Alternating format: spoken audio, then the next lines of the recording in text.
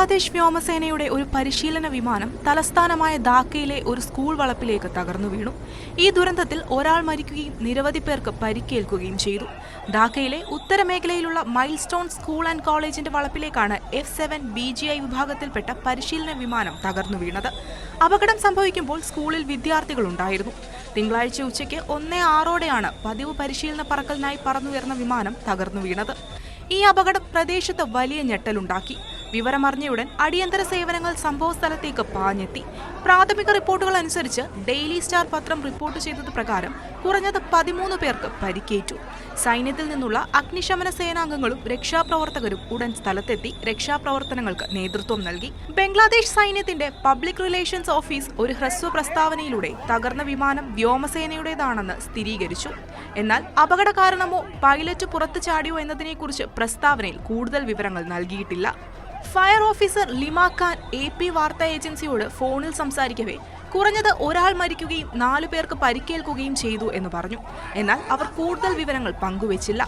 Milestone school and college വക്താവ് വിമാനം school ഗേറ്റിന് സമീപം തകർന്നു വീണെന്ന് സ്ഥിരീകരിച്ചു.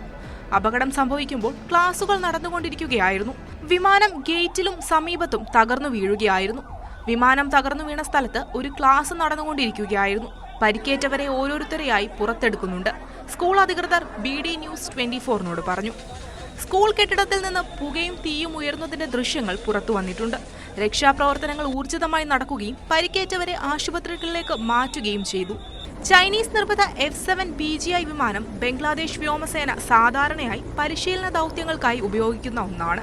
അപകട കാരണം കണ്ടെത്താനായി അധികൃതർ അന്വേഷണം ആരംഭിച്ചിട്ടുണ്ട്. ഈ വിമാനത്തിന്റെ മുൻകാല അപകടങ്ങളും സാങ്കേതിക പ്രശ്നങ്ങളും ഉൾപ്പെടെയുള്ള കാര്യങ്ങളും അന്വേഷണ പരിധിയിൽ വരുമെന്നാണ് പ്രതീക്ഷിക്കുന്നത്. വിമാനം പറന്നുയർന്ന് ഏകദേശം 1 മിനിറ്റിനുള്ളിൽ തന്നെ തകരുകയായിരുന്നോ അതോ കുറച്ചുകൂടി സമയമെടുത്താണോ ഇത് സംഭവിച്ചത് എന്നതും വ്യക്തമല്ല. വിമാനം സ്കൂളിന്റെ ക്യാന്റീൻ ഭാഗത്തേക്കാണ് വീണതെന്നുള്ള റിപ്പോർട്ടുകളും നിലവിലുണ്ട്. അപകടത്തിൽ കൂടുതൽ പേർക്ക് പരിക്കേറ്റിട്ടുണ്ടോ എന്ന കാര്യത്തിൽ ഔദ്യോഗിക സ്ഥിരീകരണം ഇനിയും വരാനുണ്ട്. പരിക്കേറ്റവരെ ധാക്ക മെഡിക്കൽ കോളേജ് ആശുപത്രി, കൂർമിറ്റോള ജനറൽ ആശുപത്രി, Kuwait Bangladesh friendly government hospital, Uttara women's medical college, Shaheed Mansoor Ali medical college hospital എന്നിവിടങ്ങളിലേക്ക് മാറ്റിയിട്ടുണ്ട്.